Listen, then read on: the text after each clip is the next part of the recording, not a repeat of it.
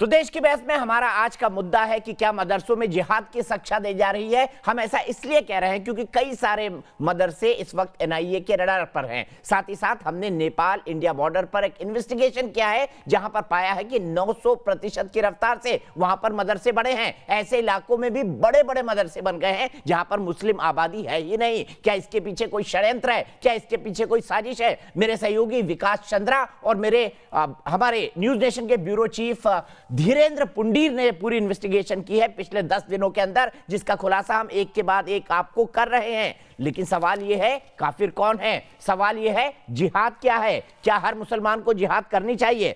मैं आपको एक बयान सुनवाता हूं, उससे पहले पूरे पैनल को इंट्रोड्यूस कर देता हूं। Sanju Verma national spokes person है भारतीय जनता पार्टी की, वो हमारे साथ है। हमारे साथ सुबही खान है जो कि एक सोशल एक्टिविस्ट है और एडवोकेट है। मौलाना अली कादरी हैं, मौलाना साजिद रशीदी साहब हैं। सबसे पहले आइए सुनते हैं एक स्टेटमेंट जो आपको बड़ा दिलचस्प लगेगा, और खास तौर पर यह बात पाकिस्तान से निकल कर आ रही है। बात बात पर भारत को परमाणु बम की खोखली धमकी देने वाले शेख राशिद का एक बयान आपको दिखाते हैं। पाकिस्तान के रेल मंत्री शेख राशिद पाकिस्तानी संसद में खड़े होकर मुसलमानों को उकसा रहे हैं कि जो मुसलमान जिहाद नहीं करता वो मुसलमान नहीं है। सुनिए उनको एक बार।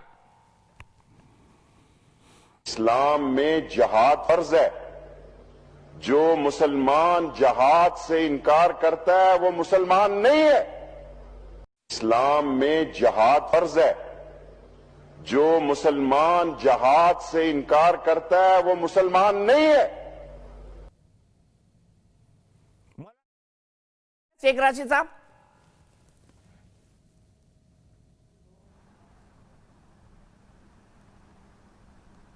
मौलाना साहब सही कह रहे हैं शेख राशिद? आप भी जिहाद का ये इंटरप्रिटेशन मानेंगे कि जो आदमी जो मुसलमान जिहाद ना करे वो मुसलमान नहीं है? अरे भाई हम पाकिस्तान में थोड़े ही हैं। अरे आपसे किसने पूछा सर? मैं मौलाना अली कादरी से पूछ रहा हूं। हिंदुस्तान की बात करो। देखिए रसूलुल्लाह सल्लल्लाहु अलैहि वसल्लम, हमसे पाकिस्तान की बात ना करो। पाकिस्तान आपको मुबारक।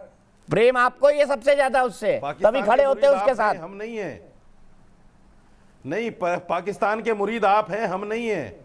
मौलाना अली कादरी बताइए, जवाब दीजिए आप। लेकिन मौलाना साजिद रशीदी जी, आपने जो किया ना, आपने जिन शब्दों का इस्तेमाल किया वो कोई सभ्य मौलाना नहीं कर सकता।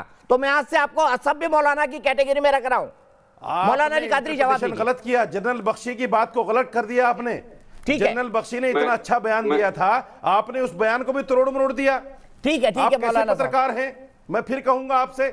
जनरल मौलाना अली कादरी, साजिद रशीदी का ऑडियो नहीं प्लीज, गलत साबित बिहार के बीच में बोलेंगे। मौलाना अली कादरी, मैं पहले मैं बयान करूं कि मैं सईदुल कादरी हूं, और दूसरी बात यह है कि आपको मैं ये बयान करूं कि पाकिस्तान जो है एक कठपुतली मुल्क है, और उसने जो है किराए के टट्टुओं को जमा किया अमेरिका की मदद के लिए और फंडिंग हासिल की, तालिबान को खड़ा किया ताकि वो रूस के साथ जंग लड़ सके। तो उनके पास तो किराए के टट्टुआ जमा करने के लिए वो किसी तरह लोगों को उकसाते हैं। मैं आपको बयान करूं, मेरे प्रॉफिट मोहम्मद सल्लल्लाहु अलैहि वसल्लम ने एक जंग से आ रहे और आपने फरमाया कि हम छोटी जहाद से बड़ी जहाद की तरफ जाते हैं। फरमाया तलवार से लड़ना एक छोटा जहाद है, लेकिन अपने नफ्स से लड़ना, जिंदगी तमाम बुराइयों से लड़ना बड़ी जहाद। तो ये मौलाना साजिद रशीदी को समझा दीजिए ना, पढ़ने लिखने से इनका कोई लेना देना नहीं है। जनरल बख्शी मैं आपके पास आता हूँ, क्या ये इंटरप्रिटेशन ठीक है? अरे आप समझिए ना इसको। संजू जी, मैं एक जनरल बख्शी के बाद सीधे आपके पास पत्रकारिता के नाम पे धब्बा है। देखिए आप समझिए इसको। इनको ऑडियो कम करिए मौलाना साजिद रशीदी का। अच्छा देखिए, मैं कहना ये चाहता हूँ कि ये इस्लाम में जिहाद के 2 लेवल कहे जाते हैं, अफजल जिहाद, असगर जिहाद। छोटी जिहाद उस वक्त की जाती है, जहां तक मुझे मालूम है और जहां तक मेरी नॉलेज है, और काफी है ये, जबकि आपका मजहब खतरे में हो, जब आपको कोई अजान देने से रोके, जब कोई मस्जिदों को तोड़े, जब कोई और आपको जो है अपने कोई आपको दखलंदाजी करे, उस वक्त जो है आप तलवार उठाकर जो असगर जिहाद है वो करते हैं। अफजल जिहाद जो है वो, जैसे कि बता रहे थे मौलाना साहब, अपने अंदर की लड़ाई, अपने अंदर जो लड़ाई है अपनी बुराइयों के साथ, अपनी खराबियों के साथ, वो ऊंची जिहाद। कहना बड़े अफसोस से ये पड़ता है कि CIA ने, सऊदी अरेबिया की मुखाबरात इंटेलिजेंस एजेंसी ने अरबों डॉलर खर्चे और पाकिस्तान और अफगानिस्तान के साउथ में बलूचिस्तान के इलाके में एक मदरसाओं का फैक्ट्री लगा दी, जिहाद फैक्ट्री लगा दी, जिसमें कोई 80,000 से 1 लाख जो है स्टूडेंट्स ट्रेन करके लड़ने भेजे रूसियों के साथ। लड़ मर कट गए, वो देश बर्बाद हो गया। अफगानिस्तान में एक ईंट साबुत नहीं रही था। ये तो तबाही करी है पाकिस्तान ने उस मुल्क अफगानिस्तान की, मजहब का नाम लेकर कि वो स्ट्रेटेजिक स्पेस बने।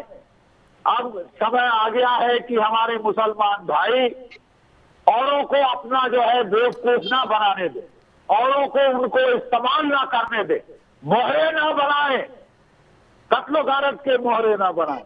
ठीक है, मैं सीधे इसी सवाल को संजू वर्मा से लेता हूं, फिर सुबी खान और मौलाना साजिद रशीदी के पास जाऊंगा। सर एक मिनट, संजू वर्मा जी, क्या भारत के कुछ तथाकथित मुसलमान जो अपने आप को अपने समाज का लीडर कहते हैं, वो कहीं ना कहीं मोहरे बने हुए हैं? मैं नाम लूंगा तो पेट में दर्द हो जाएगा। पाकिस्तान का, ISI का, ISIS का मोहरे बने हुए हैं ये?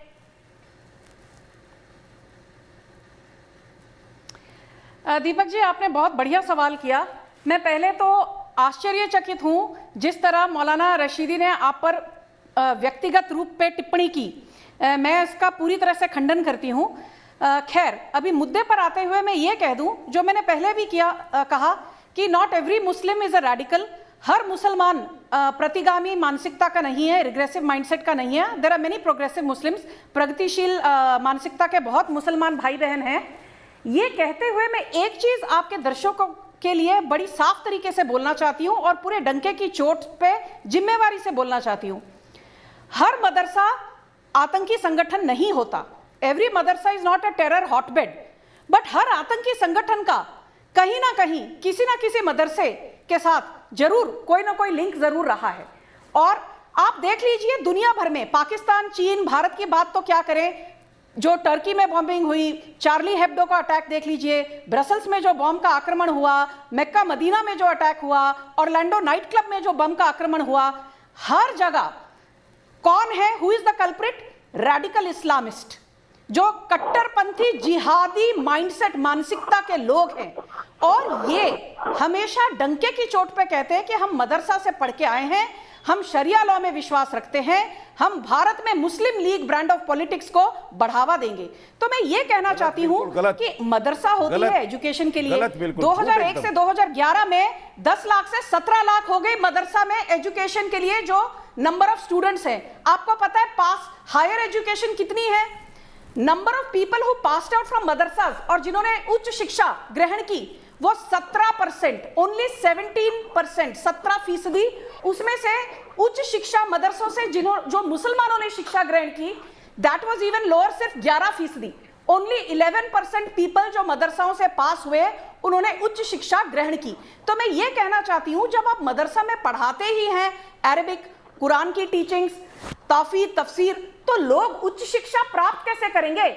आप मदरसा में बनाते हैं मौलवी, मौलाना रशीद जैसे लोग जो आकर यहाँ दीपक चौरसिया जैसे वरिष्ठ पत्रकारों पर टिप्पणी करते हैं। तो ये जरूर कहूंगी कि आप लोग एक तो अपनी कट्टरपंथी मानसिकता छोड़ दीजिए।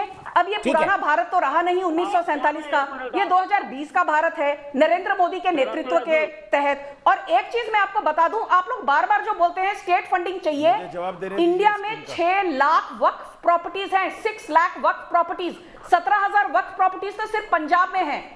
तो आप लोग कभी अपने वक्फ के जो कर्ता धर्ता है उनसे आपने कभी फंडिंग क्यों नहीं मांगी? ठीक है, मैं सीधे जनरल बख्शी के पास चलता हूं। बख्शी साहब, हमको क्लोज करना है, एक छोटा सा कमेंट आपकी तरफ से।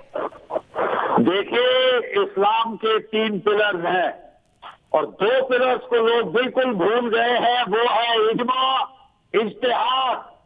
और मैं आज गुजारिश करूंगा तमाम मौलाना लोगों से कि इज्मा और इज्तिहाद पे ज्यादा जोर दिया जाए। इज्मा है कंसेंसस ऑफ द कम्युनिटी, लोगों को एक मत करना, और इज्तिहाद है इंडिपेंडेंट रीजनिंग। हर किसी को हक है कि वो खुद कुरान पढ़े और अपने फैसलों पे आए, कोई उसको थोपा नहीं जाए उसके ऊपर एक मानसिकता। ठीक है मौलाना साजिद रशीदी 20 सेकंड, लेकिन ये कहते हुए कि आपने अगली बार से अगर गलत शब्दों का इस्तेमाल किया आपकी सेहत के लिए ठीक नहीं होगा। मौलाना साजिद रशीदी जी बोलिए। देखिए एक बात सुन लीजिए, इंटरप्रिटेशन गलत करना ये जुर्म है, बहुत बड़ा जुर्म पर है। आप किसी को गाली नहीं दे सकते मौलाना साहब। आर्टिकल गलत इंटरप्रिटेशन जुर्म है, मैं मानता हूं आपकी बात, लेकिन आप किसी को नेशनल चैनल पर देखकर गाली नहीं दे सकते। ये आपकी मानसिकता और सोच दर्शाता है कितनी घटिया और गंदी सोच है आपकी। आप गाली देंगे नेशनल टेलीविजन बोला पर जाता है आपके बारे में। साथी रेडिकल तो आप हैं, अरे रेडिकल तो आप हैं। छोड़िए ना मौलाना साहब, दुनिया जानती है कौन क्या है। मेरी भी औकात जानती है, आपकी भी औकात जानती है। Subi Khan 20 second closing comment. Quran को क्या ये इनकी मानसिकता को नहीं दर्शाता मौलाना साजिद रशीदी की? जी जी जी दीपक जी, इनकी जितने भी ढोंगी रेडिकल इस्लामिस्ट्स हैं और इस्लाम का ढोंग करते हैं, इस्लाम के ढोंगी आशिक कहती हूँ मैं इन लोगों को, रियल इस्लाम से इनका कोई लेना देना नहीं है। हर चीज़ में दोहरा चरित्र दिखाते हैं। इनके हिसाब से गंगा जमुनी तहजीब का मतलब है गंगा भी हमारी, जमुना भी हमारी, तहजीब तुम्हारी। यही हठधर्मी, यही बदमाशी ये हजारों साल से हमारे ऊपर करते आए हैं, लेकिन वो अब नहीं चलेगा। अब अगर गंगा जमुनी तहजीब की बात होगी तो रियल गंगा जमुनी तहजीब की बात होगी। मदरसों की बात हो रही है तो उस पर ही बोलना चाहती हूँ कि देखिए, अगर आप चाहते हैं कि आप फंडामेंटल राइट का आर्टिकल 30 का इस्तेमाल करते हुए मदरसा खोलें तो आप एनआरसी के साथ खड़े रहिए, मैपिंग होने दीजिए। जो देश के नागरिक मुसलमान हैं उनको वो मदरसे खोलने का अधिकार दिया जाए। पाकिस्तान के प्लांटेड या चाइना के प्लांटेड जासूस इंपोस्टर्स को क्यों हम मदरसे खोलने के? आपकी बात सुन के मौलाना साजिद रशीदी के पेट पे फिर दर्द होने लग गया है। पेट दर्द की दवाई भिजवा दूंगा मौलाना साजिद रशीदी। और आपने मुझे कहा मैं काफिर हूं, जहन्नुम जाऊंगा, साथ लेकर जाऊंगा आपको, याद रखिएगा मेरा ये वर्ड। फिलहाल एक ब्रेक, लेकिन ब्रेक के बाद भी न्यूज नेशन एक ऐसा चैनल है जहां पर खबरों का सिलसिला कभी नहीं थमता।